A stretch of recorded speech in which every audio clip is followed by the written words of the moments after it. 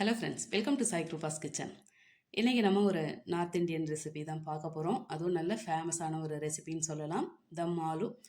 நல்ல க்ரீமியான, நல்ல ஸ்பைசியான, நல்ல கலர்ஃபுல்லான இந்த தம் ஆலு ரெசிபியை பார்க்கறதுக்கு முன்னாடி இது வரைக்கும் நம்ம சேனலை சப்ஸ்கிரைப் பண்ணாதவங்களாம் இருந்தால் சப்ஸ்கிரைப் பண்ணிக்கோங்க. அப்படியே பக்கத்தில் பெல் ஐக்கான் அழுத்தி அதில் ஆலையும் டிக் பண்ணிவிடுங்க. சரி, வாங்க வீடியோ போகலாம். இந்த தம் ஆலு பண்ணுறதுக்கு நான் ஒரு பேக்கெட் பேபி பொட்டேட்டோ எடுத்திருக்கேன். அப்படி உங்களுக்கு பேபி பொட்டேட்டோ கிடைக்கலனாக்கா குட்டி குட்டி உருளைக்கிழங்கா பார்த்து உங்களுக்கு வேண்டிய அளவுக்கு எடுத்துக்கோங்க. இந்த சைஸில் இருக்குது. இது 500 கிராம் இருக்குது. இதை கழுவிட்டு நம்ம வேக வச்சு தோல் உரித்து எடுத்துக்கலாம். வேக வச்சு தோல் உரித்து எடுத்தாச்சு. தனியாக வச்சிடும். இப்போ ஒரு மசாலா அரைச்சி எடுத்துக்கலாம். ஒரு பேனை சூடு பண்ணி 2 ஸ்பூன் எண்ணெய் விட்டாச்சு. அதில் 12 முந்திரி, 12 பாதாம் ஊற வச்சு தோல் உரித்து அதையும் சேர்த்து லைட்டாக கலந்துக்கலாம். இது கூடவே சின்ன துண்டு இஞ்சி, 12 பல் பூண்டு, 1 கப்பு வெங்காயம் சேர்த்துட்டு அதையும் அப்படியே லேசாக கலந்து விட்டுருவோம். 1 கப்பு தக்காளியும் சேர்த்துட்டு அதையும் அப்படியே கலந்துக்கலாம். இதில் 1/4 ஸ்பூன் கசகசா, 6 காஞ்ச மிளகாவை சேர்த்து அப்படி ஒரு 2 நிமிஷம் கலந்துட்டு அதுக்கப்புறம் இதை இறக்கி ஆற வச்சு நம்ம தண்ணி சேர்க்காம நல்லா நைஸாக அரைச்சி எடுத்துருவோம். இந்த அளவுக்கு வதங்கினது போதும். இதை நம்ம ஆற வச்சுட்டு அரைச்சி எடுத்துக்கலாம். மிக்சி ஜாரில் சேர்த்தாச்சு. நல்லா நைஸாகவும் அரைச்சி எடுத்தாச்சு. இந்த அளவுக்கு நைஸாக இருக்குது. இப்போ இதை அப்படியே வச்சுட்டு ஒரு கடாயை சூடு பண்ணி அதில் 3 ஸ்பூன் எண்ணெய் விட்டு கூடவே 2 டேபிள் ஸ்பூன் பட்டர் சேர்த்துக்கலாம். பட்டர் நல்லா உருகின பிறகு இதில் 1 ஸ்பூன் இஞ்சி பூண்டு பேஸ்ட்டு சேர்த்து அதையும் நல்லா கலந்து பச்சை வாசனை போகிற அளவுக்கு அப்படியே வதக்கி விட்டுருவோம். இதில் காஷ்மீர் மிளகாய்த்தூள், தனியாத்தூள், சீரகத்தூள், கொஞ்சம் போல் கரம் மசாலா எல்லாமே 1/4 ஸ்பூன் சேர்த்துக்கலாம். இப்போ இந்த மசாலா தூளெல்லாம் பச்சை வாசனை போகிற அளவுக்கு வதக்கிட்டு 1/4 ஸ்பூன் உப்பு சேர்த்துக்கலாம். அந்த மசாலாவோடைய உப்பு சேர்த்துருக்கலாம். இது நடுவில் ஸ்கிப் ஆகிடுச்சு, அதனால தனியாக சேர்க்குறேன். இப்போ உப்பையும் நல்லா கலந்து விட்டாச்சு. இதில் நாம் வேக வச்சு உரித்து வச்சுருக்க உருளைக்கிழங்கையும் சேர்த்து அந்த மசாலாவோட நல்லா பரட்டி விட்டுருவோம். நல்லா ட்ரையாக வறுபட்டு வரட்டும். இந்த உருளைக்கிழங்கு வேக வச்ச பிறகு ஒரு ஃபோர்க்கு வச்சு இந்த உருளைக்கிழங்கு எல்லா பக்கமும் அப்படியே குத்தி விட்டுக்கோங்க. அப்போ தான் நல்ல மசாலா ஊறி வரும். இந்த அளவுக்கு வறுபட்டது போதும். இப்போ தனியாக எடுத்து ஒரு தட்டில் வச்சுக்கலாம்.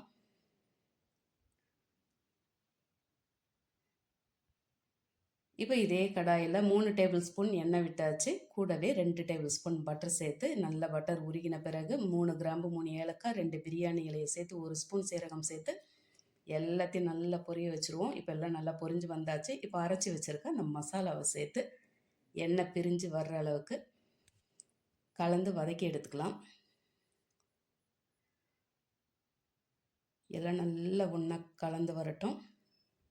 இப்போ இதில் மசாலா தூள் சேர்த்துக்கலாம். 1 ஸ்பூன் தனி மிளகாய்த்தூள், 1 ஸ்பூன் தனியாத்தூள், 1/2 ஸ்பூன் சீரகத்தூள், 1 ஸ்பூன் காஷ்மீர் மிளகாய்த்தூள், 1/4 ஸ்பூன் கரம் மசாலா, 1/2 ஸ்பூன் மஞ்சள் தூள், உப்பு தேவையான அளவுக்கு சேர்த்து இப்போ எல்லாத்தையும் நல்லா ஒன்றா கலந்து பரட்டி விட்டுருவோம்.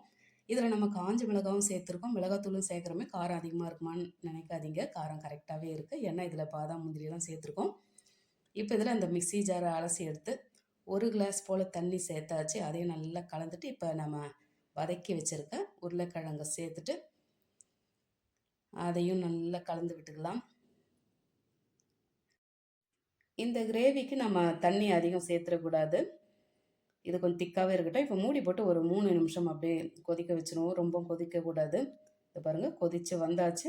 இப்போ நம்ம 3 டேபிள் ஸ்பூன் ஃப்ரெஷ் க்ரீம் சேர்த்துட்டு கூடவே 1 ஸ்பூன் கசூரி மேத்தி, கட் பண்ணி வச்சுருக்க கொத்தமல்லியை தூவி கலந்துட்டு இறக்குனாக்கா அட்டகாசமான தம் ஆலு ரொம்பவே அருமையாக ரெடி ஆகிடுச்சு. அப்படி உங்கள்கிட்ட ஃப்ரெஷ் க்ரீம் இல்லைனாக்கா தயிர் 3 டேபிள் ஸ்பூன் எடுத்துக்கிட்டு அதை நல்லா பீட் பண்ணிவிட்டு அதுக்கப்புறம் சேர்த்துக்கோங்க. ரொம்பவே நல்லாயிருக்கும். இதை பாருங்கள், பார்க்கவே அவ்வளோ அருமையாக தம் ஆலு ரெடி ஆகிடுச்சு. உங்களுக்கு குட்டி உருளைக்கிழங்கு கிடைக்கும் போதோ இல்லாட்டி பேக்கெட்டில் இந்த பேபி பொட்டேட்டோ கிடைக்கும் போதோ மறக்காமல் இந்த ரெசிபியை செய்து குட்டீஸுக்கு கொடுங்க. என்ஜாய் பண்ணி சாப்பிடுவாங்க. இந்த தம் ஆலு பார்த்தீங்கன்னாக்கா ப்ளைன் ரைஸ் எல்லாத்துக்குமே அவ்வளோ நல்லாயிருக்கும். முக்கியமாக சொல்லணுன்னாக்கா jeera rice, ghee rice, veg pulao, veg பிரியாணின்னு சொல்லிகிட்டே போகலாம். அதேமாதிரி ரொட்டீஸ்க்கும் ரொம்ப நல்லாயிருக்கும். பட்டர் நான், கார்லிக் நான், ஃபுல்கா, ருமாலி ரொட்டி, சப்பாத்தி, பரோட்டான்னு சொல்லிட்டு இட்லி தோசைக்கும் அவ்வளோ ஆப்டாக இருக்கும். நீங்களும் இதே அளவுகளில் இதே மெத்தடில் இந்த தம் ஆலுவை செய்து ஃபேமிலியோட சாப்பிட்டு என்ஜாய் பண்ணிட்டு எப்படி இருந்ததுன்னு மறக்காமல் கமெண்ட்டில் சொல்லுங்கள். ரெசிபி பிடிச்சிருந்தா லைக் பண்ணி அப்படியே நம்ம சேனலை சப்ஸ்கிரைப் பண்ணி பக்கத்தில் பெல் ஐக்கான் அழுத்தி அதில் ஆலையும் கிளிக் பண்ணிக்கோங்க. தேங்க்ஸ் ஃபார் வாட்சிங்.